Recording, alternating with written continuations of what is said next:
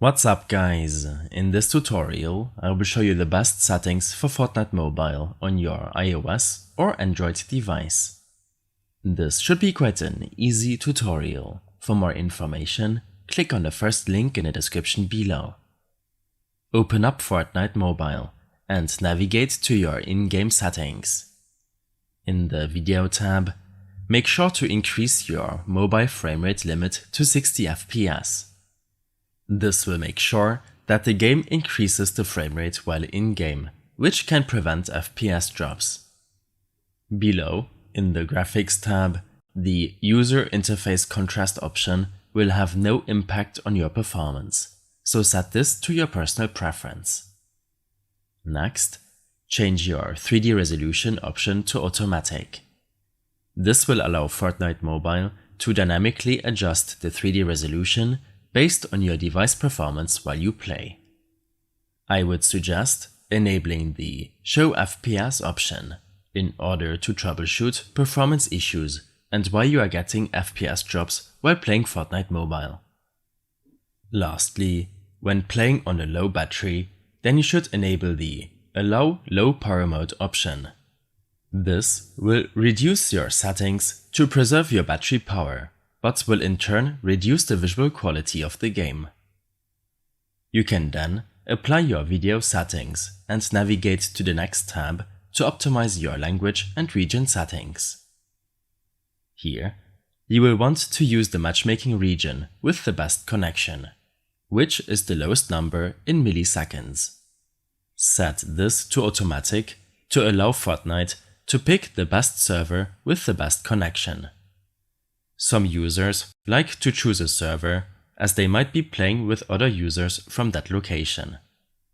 Below, you have the option to change your in-game language, which will force you to download the new language pack if it's not yet installed for Fortnite Mobile. The movement, combat, building, and extra game options will come down to personal preference and will have no impact on your frame rate, but can make the game more playable to you. You should try out a few of these setting combinations to find out what works best for you. For example, the Auto Open Doors option can be very beneficial, especially for new players. In the Game UI Settings tab, most of these settings will be enabled by default and will show you what will be shown in your heads-up display. If you feel like there is too much information on your screen while in-game, then you might want to disable some of these options. You will have to keep the reticle enabled to help you aim. Make sure to enable the Player Health option for obvious reasons, as well as the Resources and Minimap option. These 4 UI options are essential to knowing what is going on while in-game. The Quest progress bar could be distracting for some users, as it simply takes up too much space on the mobile device. This is not essential to playing the game, so feel free to disable this option. After taking a look at these settings, make sure to apply them, and then navigate to the Touch and Motion Settings tab. Here, tap on Select Fire Mode. Set this to your preferred mode.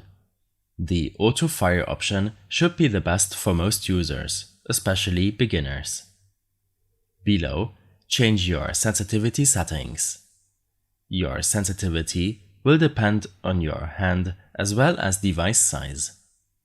Getting used to a lower sensitivity can help you aim with more consistency in the long run. You should play around with these settings while in-game to see what works best for you. Next, you have the option to use Aim Assist when playing Fortnite on your mobile device. This is great for new players, but it can screw up your aim when having more than one enemy on your screen. Your motion options allow you to rotate and turn your device to turn around while in-game. I wouldn't recommend getting used to this for most players, but you can try it out if you feel like you would prefer it. Your controller options allow you to change settings when using a controller on your mobile device. I will not go over those as most users don't use a controller, but you can check out my extensive guide for more information. Lastly, take a look at your Audio Settings tab. Here, adjust your volume sliders to your liking. I prefer to reduce the music volume to a minimum. The voice chat volume should be set to at least 15% to be able to hear incoming voice chat.